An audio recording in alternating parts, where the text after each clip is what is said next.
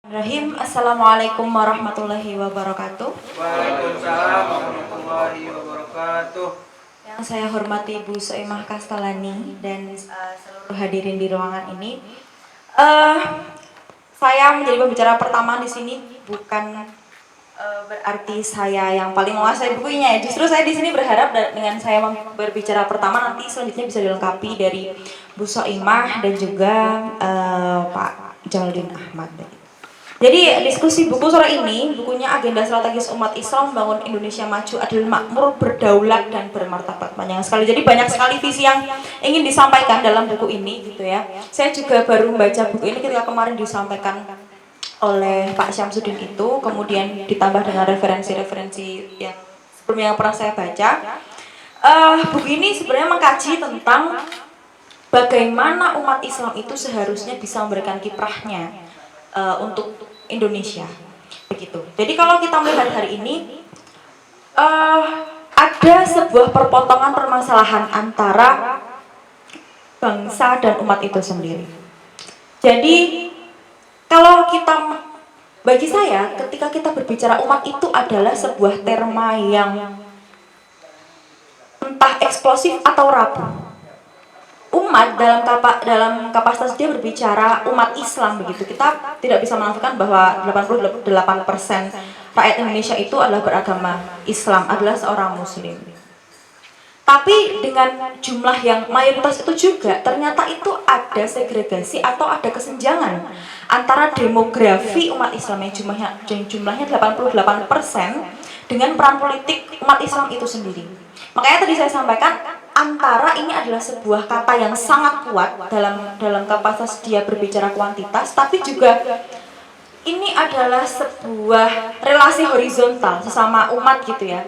Umat Islam kadang sesama umat Islam itu masih sering sekali terjadi gesekan-gesekan atau perpecahan. Itu yang pertama. Kemudian umat Islam dengan jumlahnya yang sangat besar itu, harapannya kan memang seharusnya kita bisa memberikan kontribusi yang luar biasa, begitu, untuk Indonesia. Tapi ditarik ke sini lagi, sebenarnya jika kita melihat dasar negara, landasan ideologis negara kita, Pancasila yang dulunya ketika sebelum menjadi Pancasila berawal dari Piagam Jakarta itu. Jadi ada sebuah cerita yang menurut saya cukup menarik ya. Jadi mungkin 3 bulan lalu atau 4 bulan lalu saya itu terlibat untuk pembuatan film Jalan Juang Ki Bagus Hadikusumo. Itu film yang dibuat oleh PDM Sleman. Itu berbicara tentang kiprah Ki Bagus Hadikusumo dalam merumuskan dasar negara. Seperti kita yang ketahui bersama bahwa di Piagam Jakarta itu awalnya ada 7 kata yang akhirnya dihapuskan. Awalnya 7 kata itu adalah yang sekarang istilah pertama ya, ketuhanan yang Maha Esa dengan kewajiban menjalankan syariat Islam bagi pemeluk-pemeluknya. Itu akhirnya dihapus. Kenapa? Karena pemunculan terma itu didasarkan kepada mayoritas umat pada saat itu. Jadi Islam itu sudah menjadi mayoritas sejak lama, gitu. Sekalipun di Indonesia itu sebelumnya adalah penganut animisme dinamisme, tapi begitu Islam masuk dengan peran para ulama terdahulu, begitu Islam itu bisa menjadi sebuah kekuatan politik dan kekuatan masyarakat yang luar biasa, gitu, dari jumlahnya. Nah, dengan asumsi bahwa masyarakat Islam itu adalah yang paling besar, makanya kenapa Piagam Jakarta pada saat itu mencantumkan tercantum 7 kata itu. Tapi dengan sisi nasionalisme Ki Bagus Hadikusumo, akhirnya 7 kata itu adalah yang akhirnya dihapuskan. Kalau mungkin sebelum saya terlibat dalam pembuatan film itu, setahu saya dari cerita-cerita saya dari ustadz saya ketika di Ma'had dulu saya di Ma'had Muhammadiyah, kemudian dari cerita-cerita senior-senior saya di Muhammadiyah, bahwa Ki Bagus itu adalah sosok yang berusaha memperjuangkan 7 kata itu. Kenapa? Karena memang umat Islam pantas untuk mendapatkan itu. Kita tidak bisa menafikan bahwa banyak sekali pahlawan-pahlawan Islam yang berkiprah untuk memperjuangkan kemerdekaan Indonesia, dan itu adalah hadiahnya gitu. Tapi sebenarnya dari dulu saya juga merasa bahwa 7 kata ini antara hadiah untuk umat Islam ataukah memang arogansi umat Islam. Karena merasa paling besar gitu, akhirnya dia tidak bisa memberikan egaliter kepada, tidak bisa memberikan apa ya, sense yang sama gitu untuk Indonesia. Tapi akhirnya setelah saya ketika itu berdiskusi dengan Prof. Munir Mulkan, itu juga kemudian saya ditunjukkan konsideran sidang BPUPKI, dan disitu saya lihat jelas bahwa yang selama ini saya dengarkan gitu ya, bahwa umat Islam itu memang berhak mendapatkan 7 kata di sila pertama, kemudian, dan asumsi saya bahwa 7 kata itulah arogansi umat Islam itu terpatahkan. Karena Ki Bagus Hadikusumo yang saat itu hadir di sidang BPUPKI sebagai representasi umat Islam, dan beliau juga tokoh Muhammadiyah, itu justru beliau adalah sosok yang berusaha memperjuangkan untuk 7 kata itu dihapuskan. Jadi ketika itu Ki Bagus Hadikusumo itu, kalau negara Islam ya Islam, kalau enggak ya enggak gitu, nggak usah bawa-bawa Islam, tapi ternyata itu inkonsisten gitu. Itu kan kewajiban menjalankan syariat Islam bagi pemeluknya. Akhirnya yang bukan Islam akan seperti apa gitu. Dan ketika kita tarik ke sini lagi dengan melihat kondisi sosial kita, sosial masyarakat kita pada hari ini, di timur banyak sekali gesekan-gesekan horizontal gitu antara umat beragama ataupun juga beberapa didasari oleh etnis gitu. Kiranya kalau 7 kata itu dipertahankan sampai hari ini, itu akan menjadikan Indonesia itu lebih mudah terpecah atau lebih rapuh. Jadi demografi umat Islam yang dari zaman dahulu itu mempunyai jumlah yang besar. Kalau sekarang 88% itu dari dulu memang sudah, bagi saya itu terma yang atau potensi yang meledak-ledak gitu. Bisa menjadi sebuah kekuatan politik besar, tapi juga itu bisa menjadi bumerang untuk umat Islam sendiri. Nah, visi kebangsaan itu termaktub dalam pembukaan Undang-Undang UUD 1945 gitu. Yang pertama itu adalah memajukan kesejahteraan umum. Memajukan kesejahteraan umum itu mengacu kepada atau lebih dekat, termanya lebih dekat kepada pembangunan fisik atau pembangunan lahiriah. Pembangunan lahiriah itu kalau kita lihat hari ini itu lebih dekat dengan indikatornya. Indikator-indikator yang digunakan itu adalah indikator-indikator yang sifatnya itu fisikal material, atau dengan indikator-indikator yang kapitalistik begitulah. Dan bahkan dengan pada visi yang ini, umat Islam belum bisa memunculkan dirinya sebagai memunculkan identitas dia sebagai umat Muslim. Sekalipun tadi di depan saya sampaikan bahwa umat Muslim itu memang harusnya egaliter gitu dengan yang lain. Tapi dengan jumlah kita yang sedemikian besar, seharusnya kita bisa memberikan wujud nyata kontribusi kita gitu untuk negara. Jadi karena peran politik kita yang senjang dengan demografi kita, akhirnya itu menjadikan umat Muslim itu justru sibuk dengan permasalahan-permasalahan di dalamnya, dengan permasalahan-permasalahan antar umat Islam itu sendiri. Dengan kalau mungkin awal tahun 2000 lalu dulu itu ada Ahmadiyah, kemudian ada kelompok Syiah di Jawa Timur atau Madura gitu. Kita sibuk di situ gitu. Kita bukan berusaha untuk menyatukan visi kita, menyatukan kekuatan kita sebagai umat Islam untuk membangun negara, tapi justru karena jumlah yang besar gitu, akhirnya kita fokus kepada masalah-masalah yang itu justru memecah belah kita. Jadi jumlah demografi kita yang besar itu sebenarnya tidak berarti apa-apa gitu.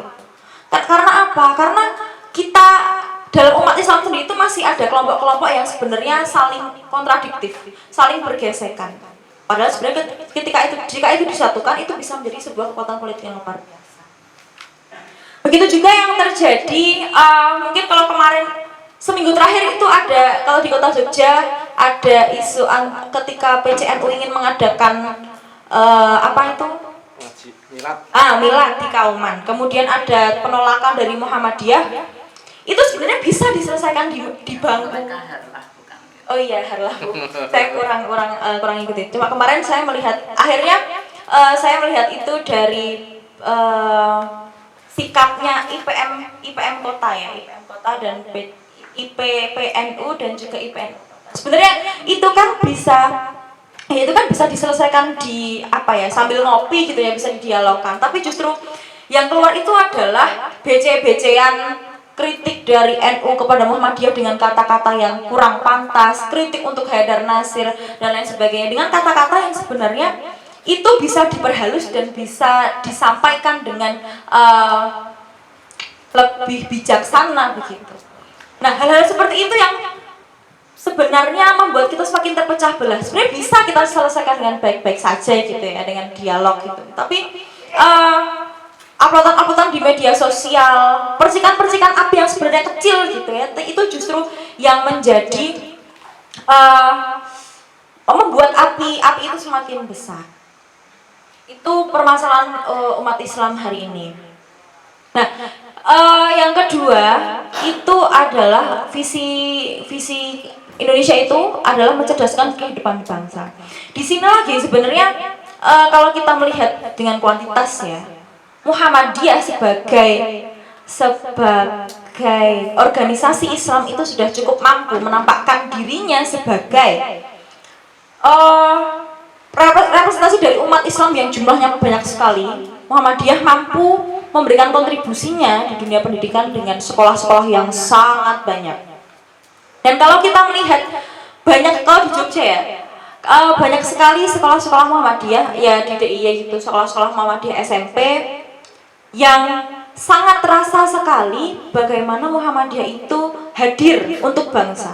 Sekolah-sekolah negeri itu biasanya sekolah-sekolah yang anak-anaknya baik-baik gitu. Maksudnya dari keluarga yang perhatian juga gitu ke anaknya, kemudian dari anak-anak yang dengan kemampuan intelijensi menengah ke atas lah. Nah, Muhammadiyah itu bisa mewadahi anak-anak yang orang tuanya yang tidak mendapatkan perhatian cukup dari orang tuanya.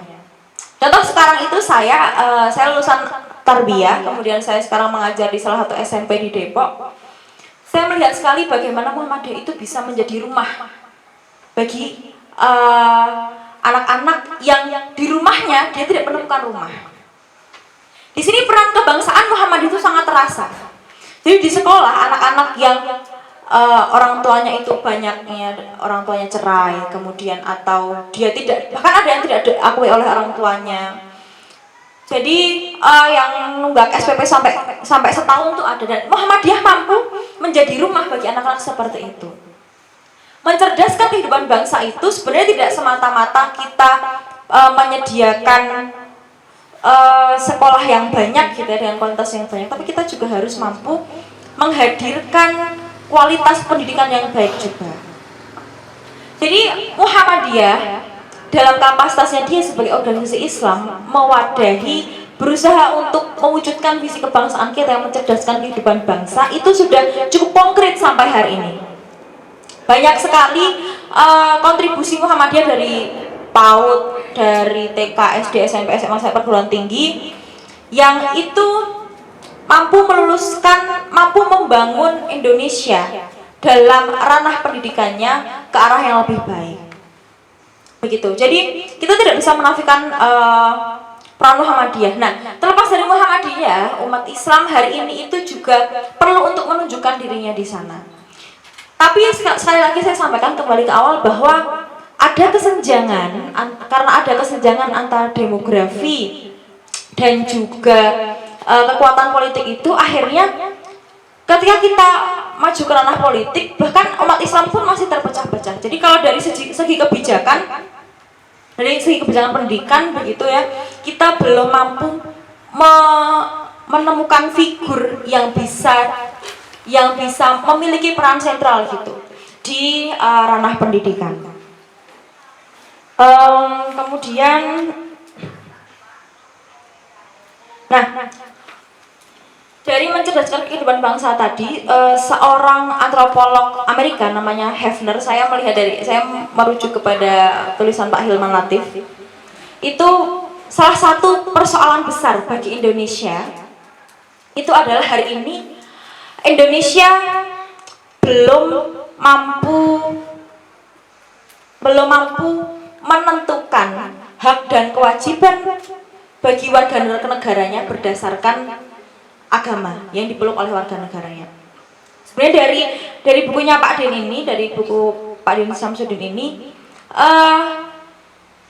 beliau itu menyampaikan bahwa seharusnya umat Islam itu bersatu dan memiliki kekuatan yang solid begitu. Nah, tapi dari sini sebenarnya jika dikorelasikan dengan pernyataan Hefner tadi,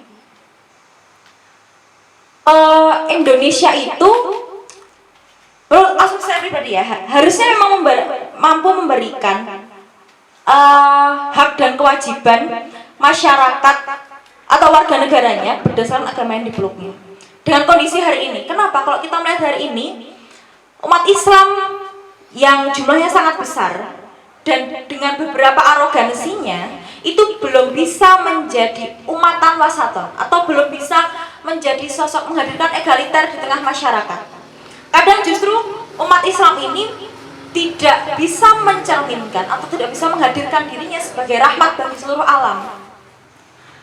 Jadi beberapa berita saya lihat bahwa umat Islam itu kemarin, kayak contoh ketika demo beberapa hari lalu di Malioboro, itu ada poster-poster yang cenderung menyudutkan umat-umat minoritas.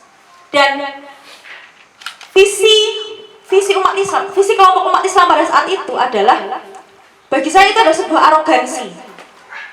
Mereka menginginkan negara khilafah, iya mereka mengenal sistem Islam, tapi ketika ditanya siapa pemimpinnya, siapa presiden siapa pemimpin ketika Indonesia menjadi khilafah, lagi-lagi coba ditanyakan ketika nanti menjadi khilafah, mereka mau nggak kalau semisal pemimpinnya itu tidak dari kalangan mereka. Lagi-lagi kembalinya kepada urusan perpolitikan. Nah, di sini itu gesekan antar umat beragama itu semakin panas, yaitu tadi karena pikiran-pikiran yang tidak panjang, pikiran-pikiran yang egois dan arogansi yang akhirnya membuat membuat umat itu menjadi terpecah belah.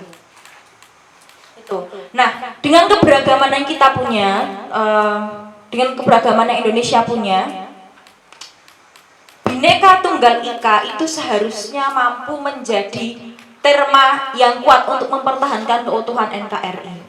Tapi makin hari, makin kesini, sangat terasa gitu. Bagaimana perbedaan itu bukan menjadi keharmonisan, bukan menjadi warna yang seharusnya memperindah Indonesia. Justru perbedaan-perbedaan yang ada di Indonesia, perbedaan-perbedaan yang selama ini kita hadapi itu justru menjadikan kita merasa eksklusif, menjadikan kita memiliki arogansi tinggi bahwa kami adalah kelompok terbaik, bahwa kami berhak mendapatkan afirmasi, kami berhak untuk mendapatkan hak-hak istimewa gitu atas keberadaan kami.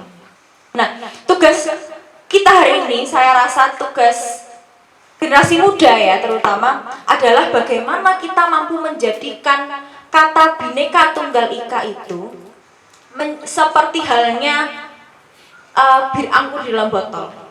Jadi semakin hari akan menjadi semakin berharga gitu.